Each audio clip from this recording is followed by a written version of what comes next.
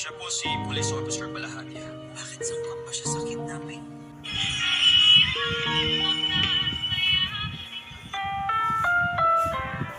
Ang programang ito ay rated SPG. Striktong patnubay ang gabay ng magulang ang Talo ang dalawa, si Lolo Pepe ay naririnig sila. Malakas ang sigawan nila.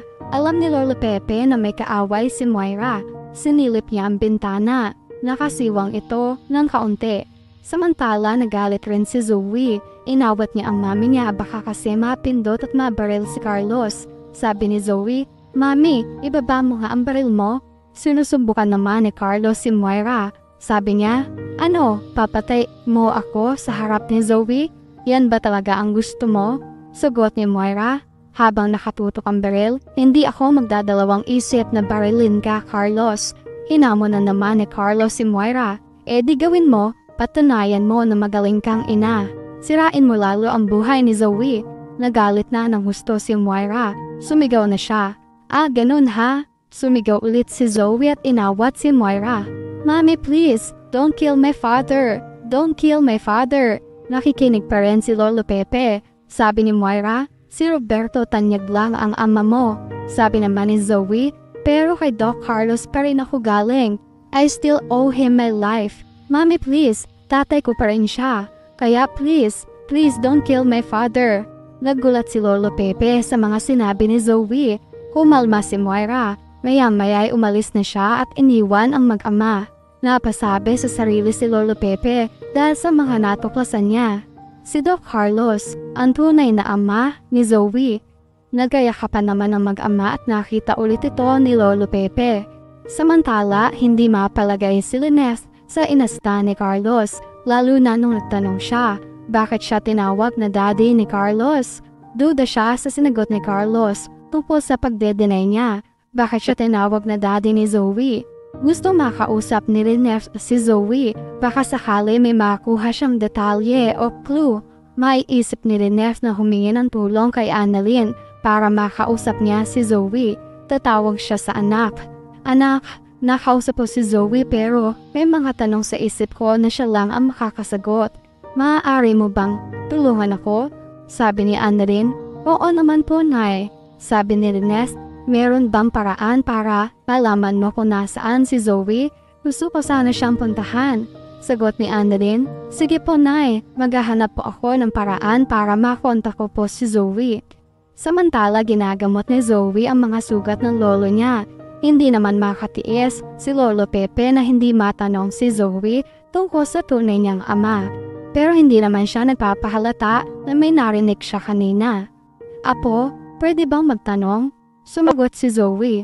"Opo, Lo." Tinuloy ni Lolo Pepe ang pagtatanong. "Kilala mo ba ang tunay mong ama?" Nakatitig lang si Zoe. Hindi siya makasagot. "Bakit niyo po natanong, Lo?" Sagot ni Lolo Pepe. "Wala lang, naalala ko lang kasi. Ngayon alam mo na hindi si Obe ang tunay mong ama. Magpipilit kang malaman kung sino talaga ang daddy mo. Alam mo na ba kung sino ang tunay mong daddy?" Dahan-dahan sumagot si Zoe. "Opo, Lo, nakilala ko na siya. Pero kahit nakilala ko na siya, si daddy pa rin ang tinuturing kong tunay na ama.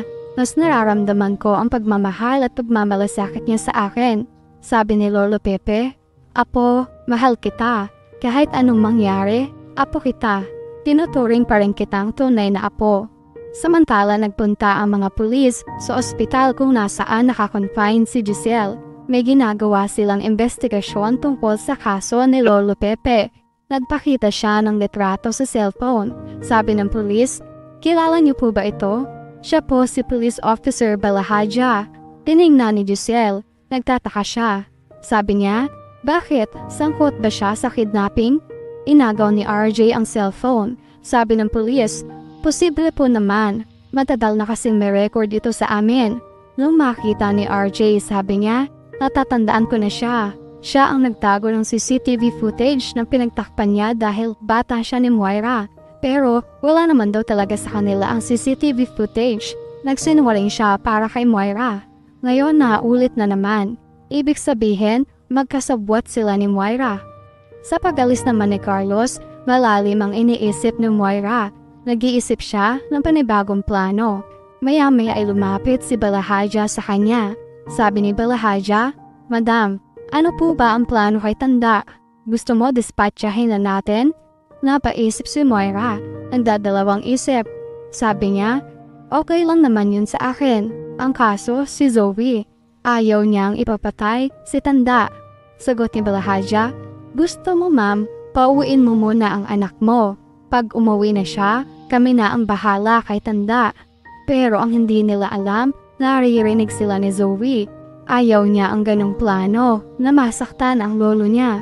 Kailangan niya magawa ng paraan na makatakas si Lolo Pepe. Pero paano? Sabi niya, hindi niyo pwedeng saktan ang lolo ko. Kailangan makaligtas siya dahil sinusubukan ni Annalyn na matawagan si Zoe dahil na rin sa request ng kanyang nanay. Makakausap ni Annalyn si Zoe. Nakipagtulungan na rin sina RJ kasama si Annalyn para ma-detect ang kinaroroonan ni na Zoe, Moira at Lolo Pepe. Dahil alam ni RJ na magkasabwat sina Balahadja at Moira, unti-unti ay madidetect ng mga pulis ang tawag ni Annalyn kay Zoe. Madidetect nila ang lokasyon ni Zoe. Maghahanda na sila sa pagsalakay. Samantala, habang kausap ni Annalyn si Zoe sa cellphone, galit siya. Sabi niya, ano yun Annalyn? May naisip ka na naman bang dahilan para pagbintangan mo ako? Sumagot si Annalyn, hindi ako tumawag para makapag-away sa'yo. Tatanungin lang kita kung may ginagawa ka bang paraan para mahanap si Lolo. May balita ka na ba? Sabi naman ni Zoe, ano ka ba Annalyn? Siyempre meron, kaya ako palaging nawawala dahil naghahanap kami ni Mami kay Lolo. Pero wala pa rin kaming leads sa kinaroroonan niya. Sumagot ulit si Annalyn. Gusto ko palang makausap ni Nanay. Saan ba kayo pwede magkita? Sagot ni Zoe. Ha? Bakit na naman? Bakit niya ako gustong kausapin ng personal? Hindi ba pwede sa telepono na lang? Pumayag na lang si Annalyn. O sige Zoe, sasabihin ko na lang kay Nanay. Samantala nag-iisip ng paraan si Zoe kung paano maliligtas ang lolo. Dahil sa oras na umuwi siya, mawawalan na ng tuluyan ang lolo niya. Maya-maya ay nilapitan ni Moira si Zoe. Sabi niya, Zoe, umuwi ka na sa hotel. Magpahinga ka ron. Marami na rin ang nangyari ngayong araw.